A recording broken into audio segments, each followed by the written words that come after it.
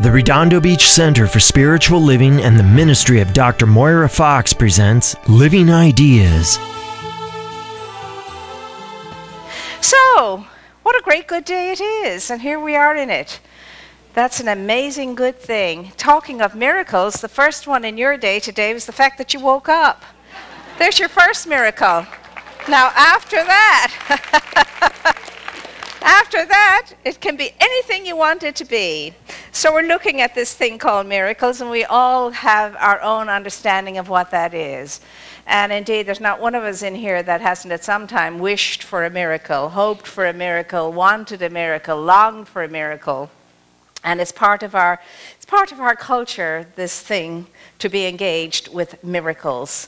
And as I said this morning, we even have a movie which has a miracle in it on a certain street. And it's one that we all love. But the message is, your street could be a miracle street too, depending upon your understanding and your awareness of how life is and how life is lived. And if we learn how life works, that's the key and the answer to everything. When you go to the dictionary, of course, you'll find inadequate definitions of what a miracle is.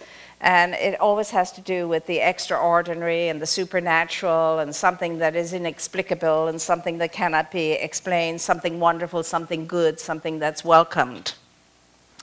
And yet that doesn't define what a miracle is. Now, we know even in this day and age that through science we live in a field of intelligence, and it's operating itself intelligently, and we're all part of that process.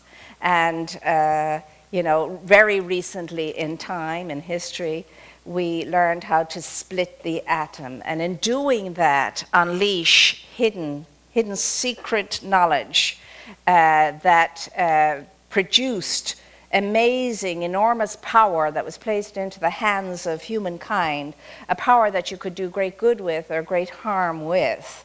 And it was an awesome thing, the discovery of splitting the atom. And yet, that knowledge was always available throughout the ages, and there were people who tapped into that long before the Einsteins came along.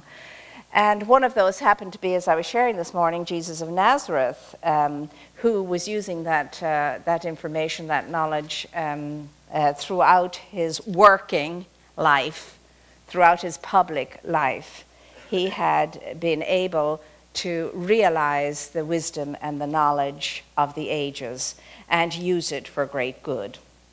And he said, what I have done, you too can do. What I have done, you too can do.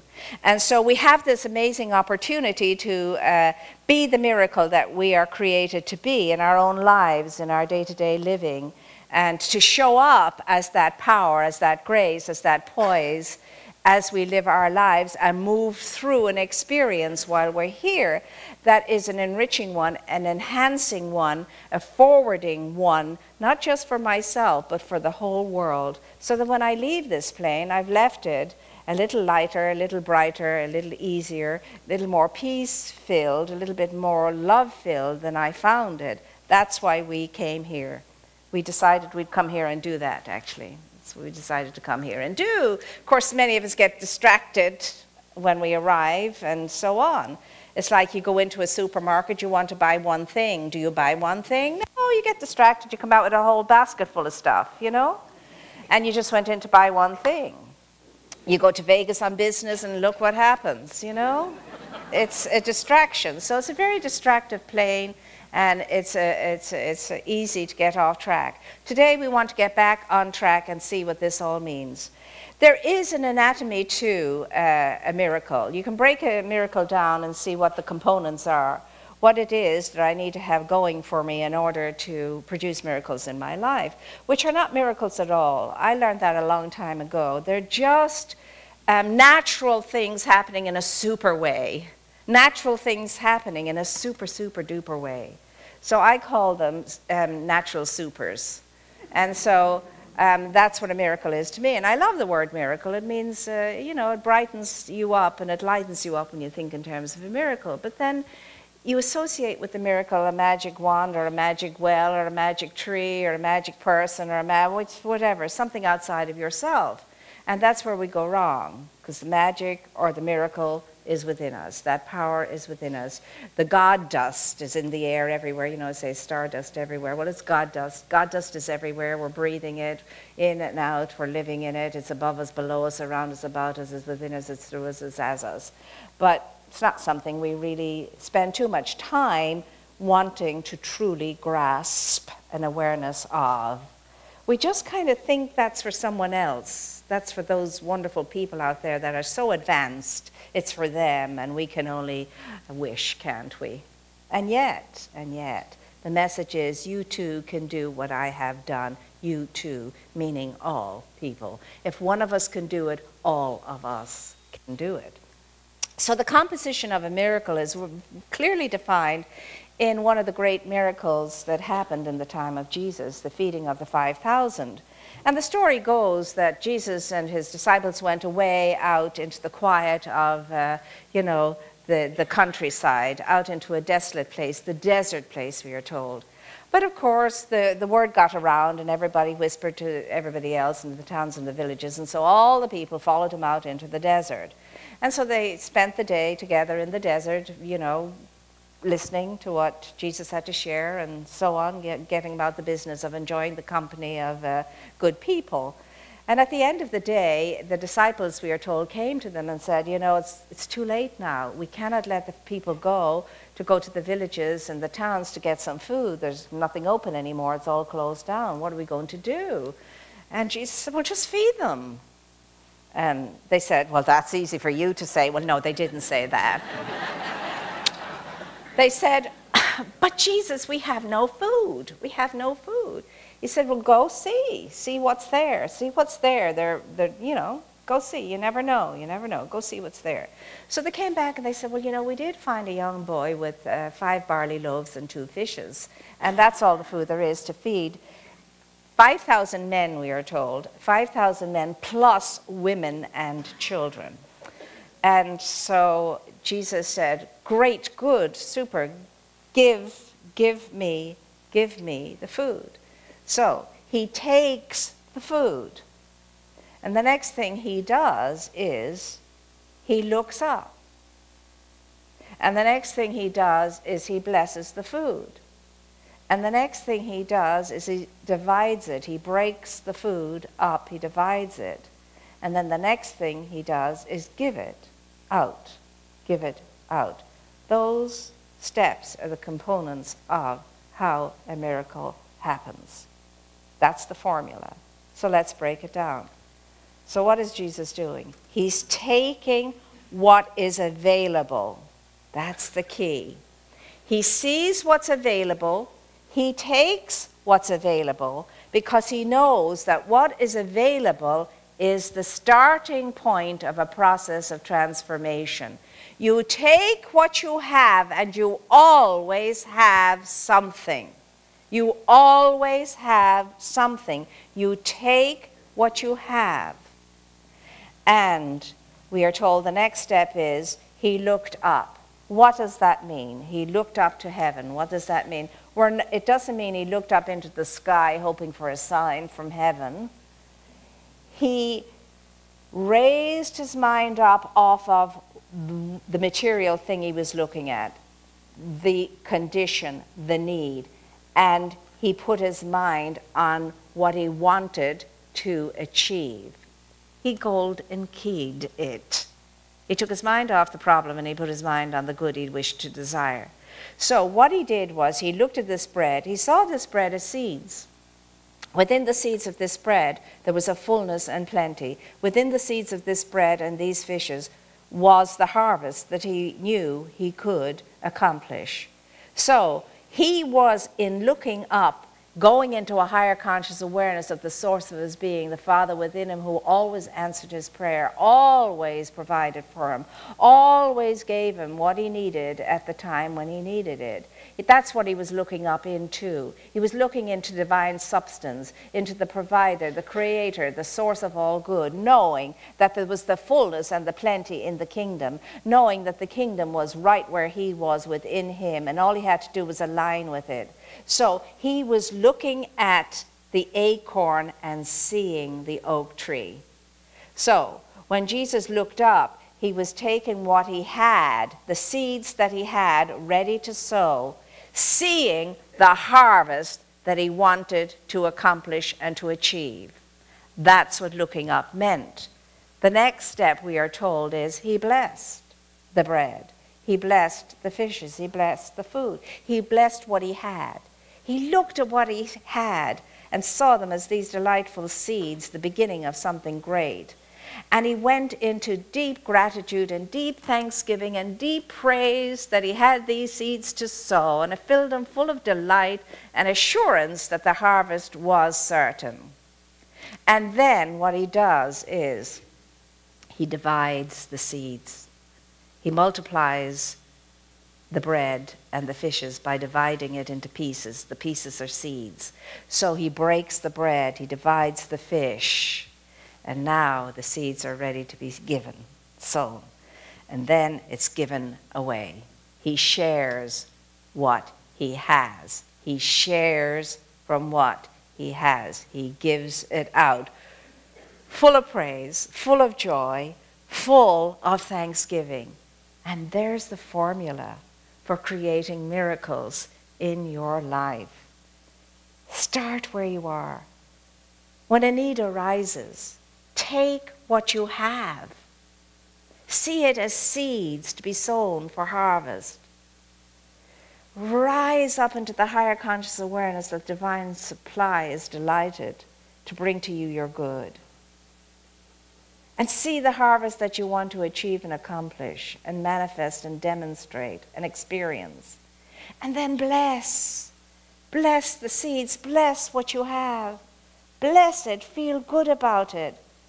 Know in a praising way that it is your Father's delight to give you the kingdom and all therein. Then divide it. Share it. Share it. Give it away with a good heart, with a feeling of great abundance and fullness and plenty.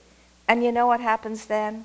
Not alone are you fed and satisfied and feeling everything is good, but you have 12 baskets left over. 12 baskets left over as a divine surplus from whence to sow more seeds and create more miracles, more good. This is an amazing thing for you to know and for me to know, but it's more amazing to apply what you know so that you can reap the harvest of those seeds that you are sowing and unleash the power that is within you that's always awaiting your availability to show up and use it. There are no miracles. There are only natural super happenings, my dear ones. I mean, look at a desert.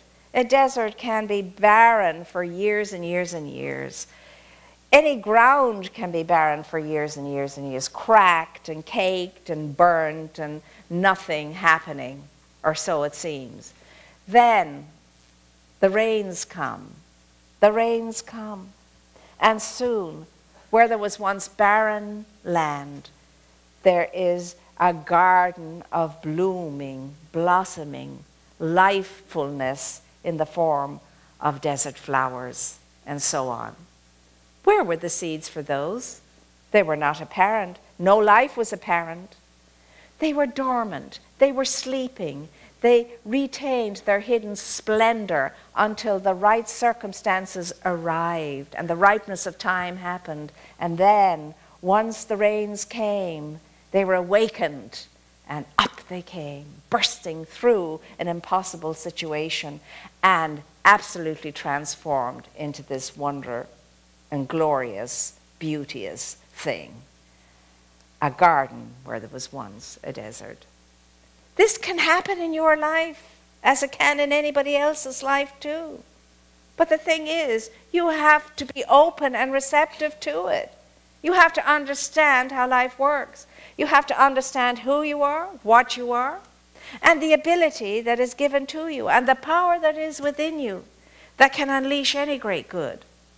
If you come into cooperation with it, and to be in cooperation with it means to be in co-creation with it, to allow that power to come through to split the atom of duality that keeps us stopped and keeps us blocked, so that we can let go of the hidden splendor within. Ordinariness of life is the beauty and the grace of it all. Life is beautifully ordinary. And it is out of the ordinary that I produce what seems to be extraordinary. And it's given to every person on this plane, regardless of state, regardless of background, regardless of conditions. It's given to every single one of us to flourish and to thrive in this way. I'm telling you, take the formula, use the formula, and see if the floodgates of heaven doesn't open and pour out such blessings that you don't have enough space to put those blessings. And that as soon as they come in, you have to give them away because it's all too much just for you. They come in and they go out. They come in and they go out. And it's a never-ending river of good coming in and good flowing out. Don't you want to experience that? Isn't this something that you would absolutely delight in having down pat? Yeah. That's why you're here. That's why I'm here. To crack open the code of life and living. To be able to wake up in the morning feeling there's nothing I cannot overcome. There's nothing I cannot move through. There is no challenge that is too great for the power and the presence of the infinite within me to take care of. Nothing too great for it to take care of once I allow it, once I'm in touch with it, once I get out of its way, once I channel it aright. Nothing. So instead of living lives of quiet desperation, but in my experience, it's not so quiet anymore, this desperation, when I look around and about me and listen to people, myself included. There's nothing quiet about it anymore.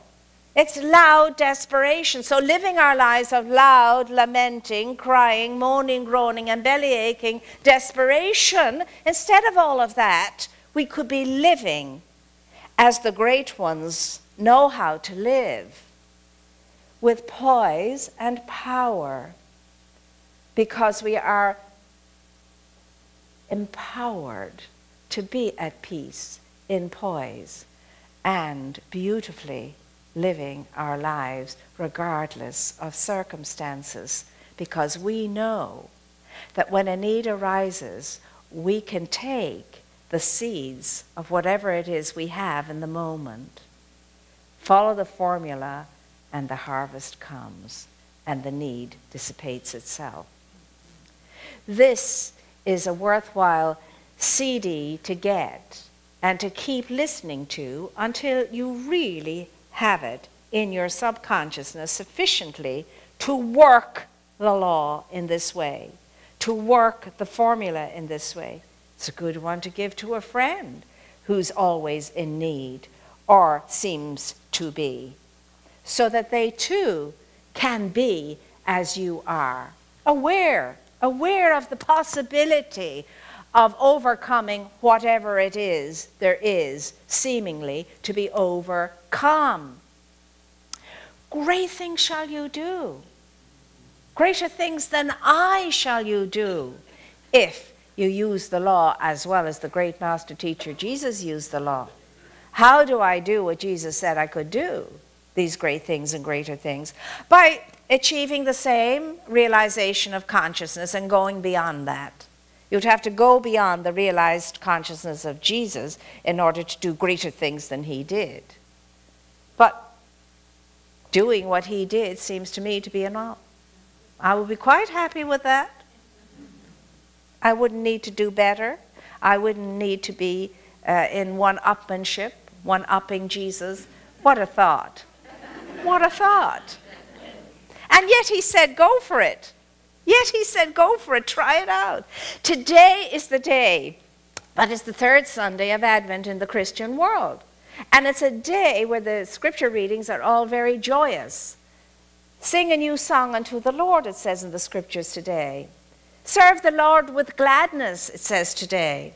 Go into God's gates singing and God's courts dancing for joy. That's the message today. Why? Because the light is coming. The light is not far off. The light is coming. The light is ready to burst through the darkness and dissipate it all. And that light that we're talking about here is the light of consciousness, Christ consciousness, enlightened consciousness. It's always less than this far away, less than a breath away. It's always hidden, caught up within us, encapsulated within us like that atom encapsulating all of that power. It's always there within us, ready to be split open and burst through your new way of thinking, your new way of feeling, your new way of being, through the transformation of your mind. And once the mind is transformed, the feelings are transformed, the behavior is transformed, the life is transformed. And that awaits you here today. This is the good news today, in this moment, now. And remember, there's only the now moment to realize anything in. And if we don't realize it in the moment, it never gets realized. So understand this. It's in the springtime that the farmer collects his seeds together. When the barns are almost depleted of all the supply that is required to run that farm. He doesn't hoard his seeds and say, oh my gosh, things are getting very scarce. I can't plant them. These are all I have. It's stupid to do that. No, he takes the seeds that he has and he looks into those seeds and he sees the next harvest. And he gets out there merrily and he plants those seeds, knowing a harvest is on its way. That's what you have to do. That's what I have to do with the availability of what's before us, what it is we have. And we always have something. Always have something. And it's given to you and it's given to me to take what we have, use it wisely and well, and multiply it. Go ye therefore and multiply, was what was told in the beginning. And we weren't meaning multiply by, procreating until, we have what we have today, a world full of people. We're talking about procreating good. Go multiply your good. Go multiply your good, which of course includes children. Go multiply your good. So are you taking what you have? Are you taking what is available to you? Are you looking at those seeds? Are you multiplying those seeds? And are you, as a result of that, always gaining a harvest and a greater harvest and a greater? Because you can. Why can you? Because you're an heir to the kingdom of heaven. It's your entitlement to do this. Not your deservability, because you don't deserve it and neither do I.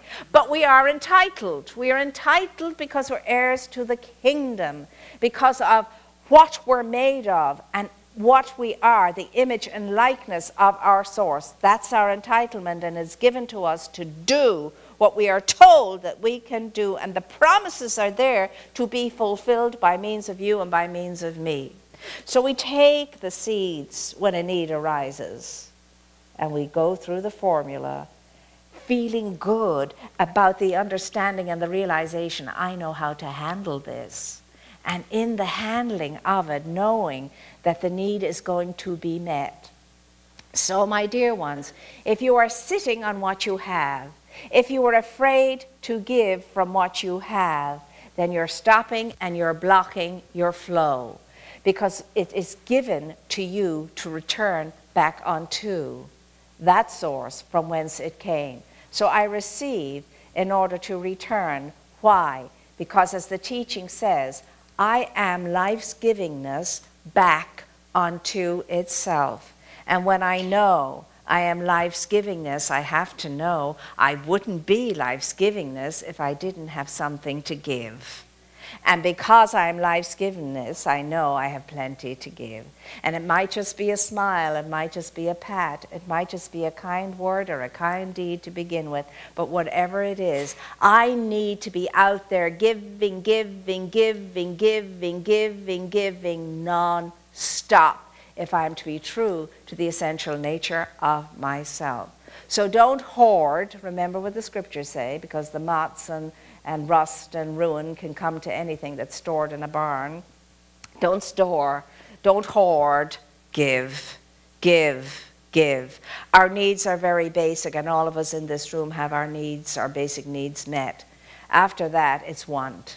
It's I want, I want, I want. For what do I want? What do I want it for? Stick it somewhere and forget about it, whatever that is. Anyway, my dear ones, I'm excited about this week because I know we're going out there into the world as the world needs you to be the givingness of life back onto itself. Give of your glory, give of your grace, give of your magnificence, give of your beauty, give of your joy, your goodness, your kindness, your compassion, your peace. Give. You have it all. It's burdening within you. It's burgeoning within you in order to be shared. And you know, if you go beyond 9 months of pregnancy, it gets very laborious for those who do that. Go beyond the 9 months. You just want to give birth to this great good thing that's happening. And that's what happens to us in our frustration. We are overburdened with all of the goodness that is within us that we're not releasing and not giving birth to. The world needs you to do that. I'm knowing that this week is your greatest week yet, and you will make a difference out in the world. You're going to go out there and be all that you are in the world, raising it up, lifting it up, bringing light to the darkness, bringing warmth to the coldness, bringing joy where there is sadness, and so on, because you can, and you're already there because you already have your beginnings, your seeds to get out there and sow the harvest. Are you ready to do for yourself what you can do for yourself? Yes. I mean, are you truly one with this understanding to the point that you can't wait to start working this formula? Yes. Every single day this week at least. Yes. And maybe if I do it for a week, I'll want to do it for another week.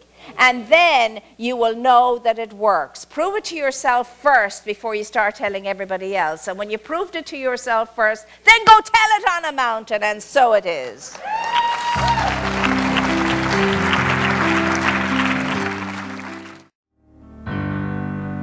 Joy to